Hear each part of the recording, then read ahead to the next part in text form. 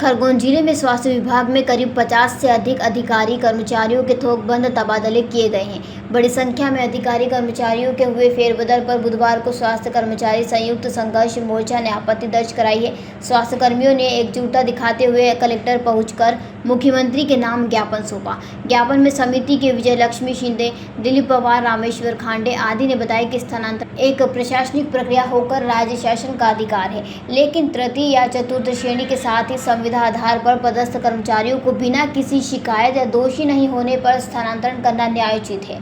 तबादले से कर्मचारी शारीरिक और मानसिक रूप से खुद को प्रताड़ित महसूस कर रहे हैं। समिति ने मांग की है कि वर्तमान में किए गए स्थानांतरण कर्मचारी हितार्थ न होकर द्वेष भावना से प्रतीत हैं। इन्हें निरस्त किया जाए। गुड़िया है 5 में और मुझे वापस 5वां महीना चल रहा है। मेरी काफी परेशानी है। मेरे हस्बैंड की भी वही मैसूर में पोस्टिंग थी। मेरी गुड़िया को संभालने की बहुत दिक्कत आती है और मुझे कुछ ट्रांसफर कर दिया।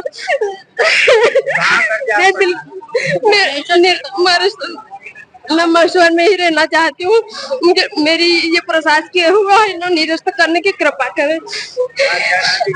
कविता करते आज जिन कर्मचारियों का 50 कर्मचारियों का जो स्थानांतरण नीति के विरुद्ध ट्रांसफर किए गए हैं, उस संबंध में आज स्वास्थ्य कर्मचारी के संगठन के सब मिलकर ज्ञापन प्रस्तुत कर रहे हैं कि जो स्थानांतरण हुए न्याय संगत नहीं है। ऐसे कर्मचारी जिनको 1 साल बचा, 2 साल बचे और जो कर्मचारी संविदा में थे उनका स्थानांतरण संभाग और संभाग से बाहर कर दिया गया, जो न्यायोचित है। हम अब सब संगठन मिलकर मांग कर रहे हैं कि न्यायोचित जो स्थानांतरण हुए को निरस्त किया जाए। RS खांडे, सलाहकार संघर्ष समिति। हुए हैं क्योंकि स्वास्थ्य विभाग में पहली बार 50 से ज्यादा प्रशासकीय ट्रांसफर हुए हैं बिना जांच के। तो महिलाओं के सबसे ज्यादा ट्रांसफर हुए हैं, 40 से 45 तो उसमें महिलाएं हैं। कुछ ऐसे कर्मचारी हैं जिनके माता पिता की जिम्मेदारी उनके ऊपर है, वो व्यथा भी उन्होंने नहीं देखी। और कुछ महिलाएं प्रेगनेंसी में हैं और उनके भी स्थानांतरण इधर से उधर कर दिए गए हैं।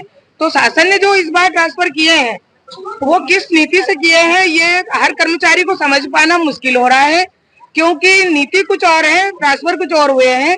और बिना सोचे समझे, बिना जांच किए, बिना समिति गठन किए ये ट्रांसफर जो अधिक से अधिक मात्रा में किए गए हैं, इससे 50 से ज्यादा परिवार, मैं तो यह मानती हूँ कि करीबन इसके पीछे 2000 परिवार पीड़ित हो गए हैं, क्योंकि एक ही रिश्ते में 1000 रिश्ते होते हैं कर्मचारियों के। तो यहाँ से वहां तक कहीं पति पीड़ित है, कहीं बच्चे पीड़ित हैं। इस तरह की जो पीड़ा हम संगठन को जो बताई कर्मचारियों ने, तो हम उसको रोक नहीं पाए। ट्रांसफर होना ये शासन का उनका अपना नियम है, वो हर साल करते हैं। लेकिन इस वर्ष 2025 में जो ट्रांसफर किए गए हैं, ऐसा ट्रांसफर हमने अभी तक कभी नहीं देखे। ये ट्रांसफर देशपूर्ण किए गए हैं। अब किसने कराए, क्यों कराए, कर्मचारियों पर इतना किसके मन में द्वेष आया, ये समझ पाना हमारे लिए मुश्किल हो रहा है।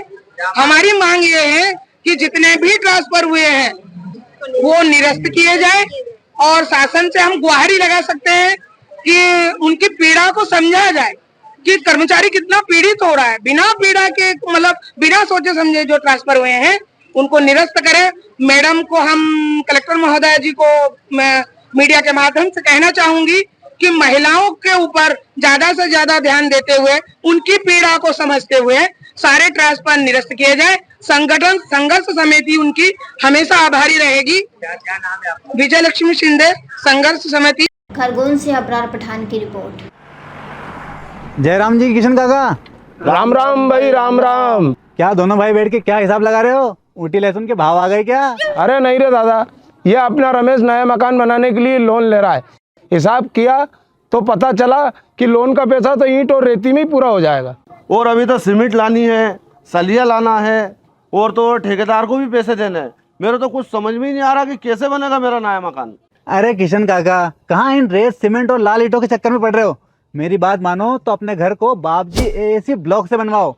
इसमें ना सीमेंट और रेत की जरूरत होती है, ना ही तराई करने की झंझट। और लाल ईंटों के मुकाबले आपका मकान काफी तेजी से बनकर तैयार हो जाएगा। इससे आपके पैसे तो बचेंगे ही, साथ ही मजबूती ऐसी कि सालों साल देखने की जरूरत नहीं।